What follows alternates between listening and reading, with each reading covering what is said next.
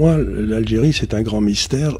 Logiquement, ça aurait dû être la Californie. Non, parce que c'est ça dont on parle, c'est un État prédateur. Le principal obstacle au développement d'un certain nombre de pays, ça a toujours été la corruption. C'est pour ça que j'imagine que dans ces pays-là, les gens recourent beaucoup à l'or.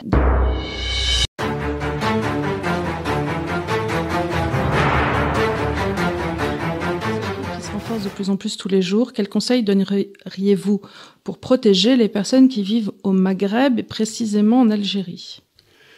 Alors je connais très mal le régime fiscal ou des taux de change, etc. algériens. Est-ce que vous avez liberté d'acheter? Je pense pas.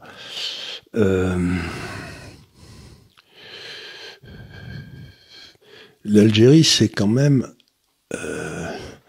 un des grands mystères de l'époque moderne, parce que ils ont encore des infrastructures qui avaient été faites par la... Il y a beaucoup de gaz en Algérie. Il y avait beaucoup de gaz, ils avaient des ressources, agricoles qui étaient incroyables, c'était un peu ils ont un patrimoine touristique qui aurait pu être exploité. Ils ont cette étendue sur la Méditerranée qui est considérable. Ils avaient accès à l'Afrique par le Sahara. Donc pour moi, l'Algérie, c'est un grand mystère. Logiquement, ça aurait dû être la Californie. Il y a peut-être le problème, tu sais, souvent quand un pays se développe pas, c'est des classes politiques corrompues. Ben voilà, donc c'est même certain. C'est même certain, parce que pour empêcher le développement de l'Algérie, je suis sûr qu'il a fallu se donner du mal, quoi. Et donc je sais pas exactement ce qui s'est passé. Donc comment vous vous protégez contre des politiques, contre un État prédateur, parce que c'est ça dont on parle, c'est un État prédateur. C'est pas toujours évident, parce que imaginez que vous essayez, par exemple, de développer des activités agricoles, ce qui serait logique, mais si vous pouvez pas avoir accès aux engrais, si vous pouvez pas avoir accès aux technologies de l'extérieur, etc. Ou si on te pique pour avoir accès aux engrais parce qu'il faut que tu payes quelqu'un qui... Ou ça commence à marcher, quand ça a marché, on te le pique. Donc c'est très difficile de se protéger quand il y a très peu de sécurité juridique. Bah oui, c'est toujours le problème. C'est toujours le problème. Ouais. Donc, le principal obstacle au développement d'un certain nombre de pays, ça a toujours été la corruption. La grosse valeur ajoutée. J'en avais parlé avec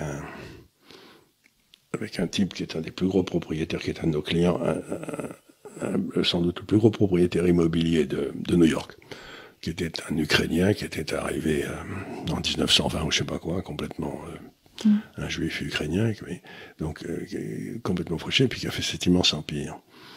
Et alors, je lui dis, qu'est-ce que vous pensez d'investir en Ukraine? C'était il y a 20 ans, au moment où elle se libérait.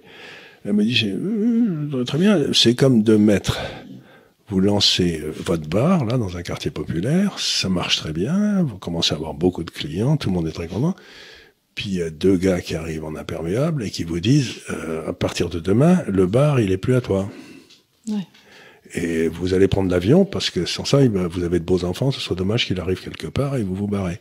Donc c'est très difficile, quand il n'y a pas de droit de propriété, quand il n'y a pas de se protéger.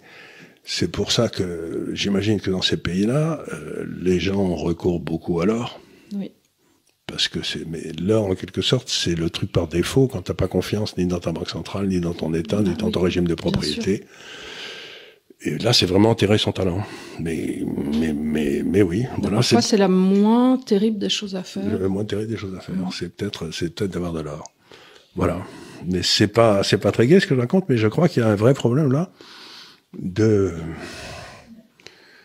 refus du marché libre, quoi.